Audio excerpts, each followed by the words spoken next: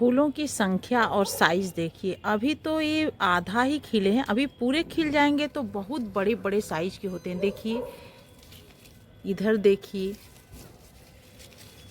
इधर देखिए, कितने खूबसूरत। लग नहीं रहा है कि यह देसी गुलाब है। देखिए साइज इसकी।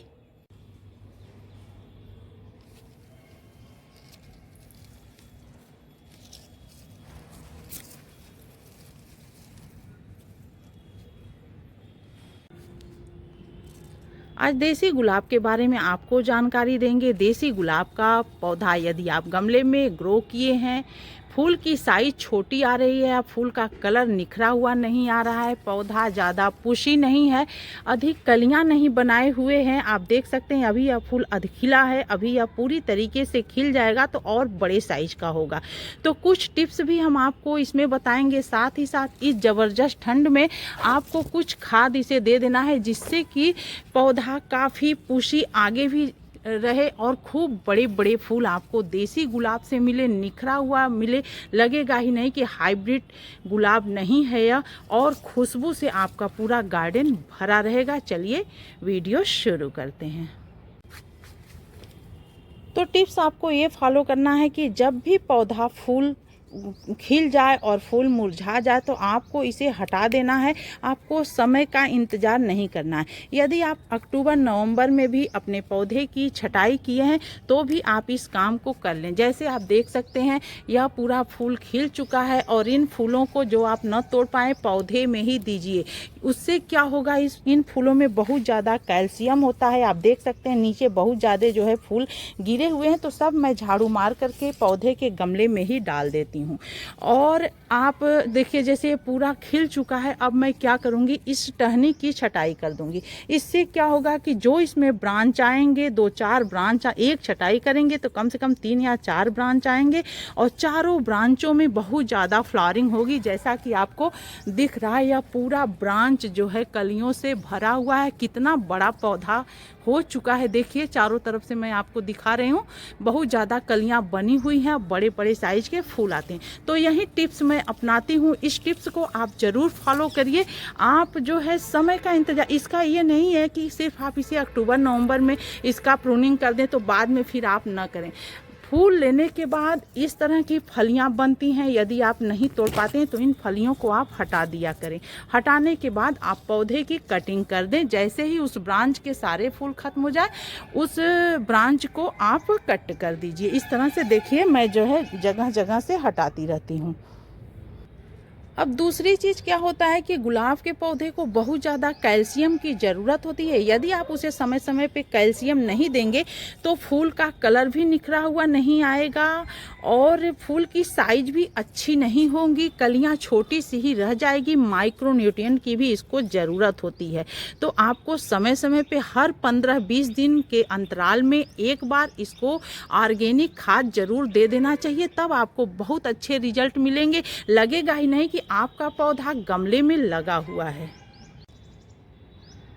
और यदि इसके पत्ते में मड़ोरिया, जो लीफ कर्ल वायरस जैसी बहुत ज़्यादा गुलाब के पौधे में बीमारी लग जाती है, तो आप देख सकते हैं इसके पत्ते बिल्कुल स्वस्थ हैं। तो आप समय समय पे 1 छोटा चम्मच बेकिंग पाउडर या बेकिंग सोडा 1 लीटर पानी में मैग्नीशियम सल्फेट के साथ इसकी धुलाई कर दिया करें। इससे पौधे के पत्ते में किसी भी प्रकार की कोई बीमारी नहीं लगेगी।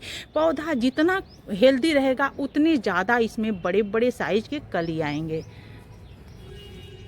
अब दूसरा काम आपको क्या करना है कि गुलाब को ज़्यादा पानी की ज़रूरत नहीं होती है, जैसा कि आपको दिख रहा है।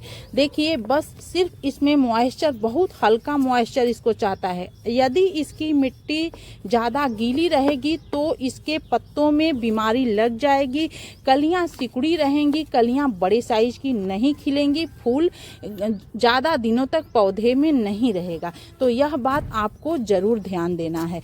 तो और करना क्या है, सप्ताह में एक बार आपको अपने गुलाब के पौधे की हल्की सी गुड़ाई कर देनी है, जैसा कि आपको दिख रहा है। आप देख सकते हैं इसमें बहुत ज़्यादा मिट्टी मैं नहीं डाली हूँ, सिर्फ इसमें कंपोस्ट वगैरह ही है, जिससे कि इतने अच्छे रिजल्ट आ रहे हैं।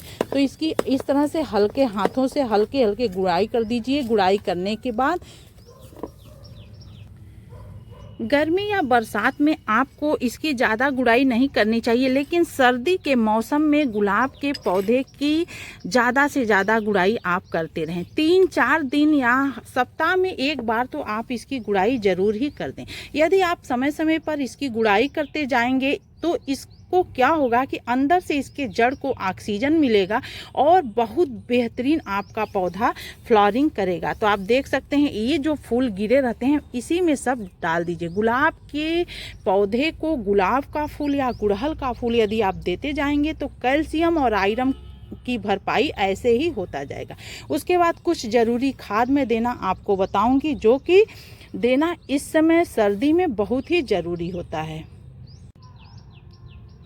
तो यदि आपके गुलाब के पौधे की मिट्टी थोड़ी गीली है तो गुड़ाई करने के बाद आप उसे दिन भर इसी तरह से छोड़ दीजिए।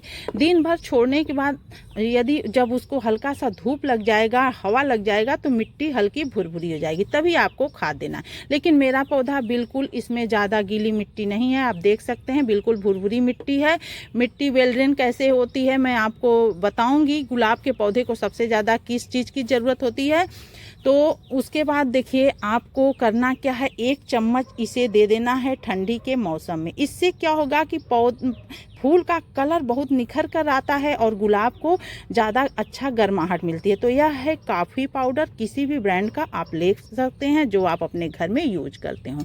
तो ये काफ़ी है। और दूसरी चीज़ आपको ये ले लेना है, यह है चूना। यह खाने वाला चूना है, इसको बिल्कुल आपको सूखा रखना है। यदि आप गीला चूना लेते हैं तो उसे आप लिक्विड बना करके डालिए, नहीं तो वह एक ही जगह रह जाएगा। तो इसको क्या करना है, इसी में मिला देना है। और यह तीसरी जरूरी चीज क्या है, यह है सीवीड। सीवीड, इसको माइक्रो न्यूट्रिएंट की जरूरत होती है। यदि आप उसे समय समय पर यह नहीं देते जाएंगे तो पौधा कली नहीं बनाएगा। तो इस तरह से जैविक चीजें आपको समय समय पर उसे देते रहने की जरूरत है। अब हम क्या करेंगे, इस चूने को भी फोड़ करके इसी में मिला देंगे। इन तीनों खादों को इसी में मिक्स कर देंगे। यह करना बहुत ज़रूरी है।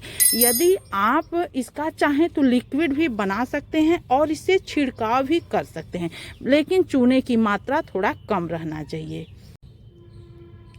अब चूंकि चूना हम इसको दे रहे हैं तो इसकी मिट्टी को हम ऐसे इसके जड़ के पास कर देंगे, क्योंकि चूना इसके जड़ के पास नहीं जाना चाहिए। नहीं तो चूना क्या करता है, कभी कभी जड़ को जो है जला भी सकता है। चूना थोड़ा तेज होता है, तो बूझा हुआ चूना आपको लेना है। अब हम इसको जो है इस तरह से किनारे किनारे इसे डाल देंगे। आप चाहें तो सीवीड का घोल, यदि आपके पौधे में अच्छी फ्लावरिंग नहीं हो रही है तो सीवीड को आप सप्ताह भर के लिए भिगा दीजिए। जैसे ही उसका पूरा मिनरल्स पानी में घुल जाए तब आप उसका लिक्विड बना करके दे दीजिए और पौधों के पत्तों पर छिड़काव भी कर सकते हैं। तो देखिए मैं कभी कभी मैग्नीशियम या बेकिंग सोडा का छिड़काव करी हूँ, जो कि ऐसा कलर आपको दिख रहा है। तो इस तरह से आप अब इसको कवर कर दीजिए और जो भी फूल वगैरह इसके रहें वो भी इसी में आप डाल दीजिए। कुछ पत्ते वगैरह भी, यदि पौधे की ग्रोथ अच्छी नहीं है तो पत्ते भी आप कुछ क्रश करके इसी समय पे डाल दीजिए, या लीफ कंपोस्ट डाल दीजिए, या 2-4 मुट्ठी बर्मी कंपोस्ट आप इसको दे सकते हैं। तब आप जब ये सारी खादें देने के बाद आप इसको पानी दे दीजिए। सर्दी में पानी थोड़ा कम चाहता है तो पानी का विशेष ध्यान रखिए यदि आपको अच्छे रिजल्ट चाहिए तो। उसके बाद आप देखेंगे कि जैसे जैसे ही पौधा जो छटाई किए रहेंगे, जो नया ब्रांच आएगा कलियों के साथ आएगा और बम्पर फ्लावरिंग आपका पौधा करता जाएगा। जो है पौधे के फूल भी काफ़ी खूबसूरत रहेंगे। तो मैं जो है अभी से करूँगी हार्वेस्ट। तो मैं सोची कि आप लोगों से वीडियो शेयर कर लूँ, ताकि आपके गार्डन में भी यदि गुलाब का पौधा लगाए तो आप इसी तरह से अपने गुलाब के पौधे का केयर करिए, आपको बहुत अच्छे रिजल्ट मिलेंगे। पोलिनेशन होता रहेगा अन्य पौधों का, तो आप ज़रूर लगाइए देसी गुलाब की खुशबू बहुत ही अच्छी होती है। फिर मिलेंगे अगले वीडियो में अगली जानकारी के साथ। Thanks for watching.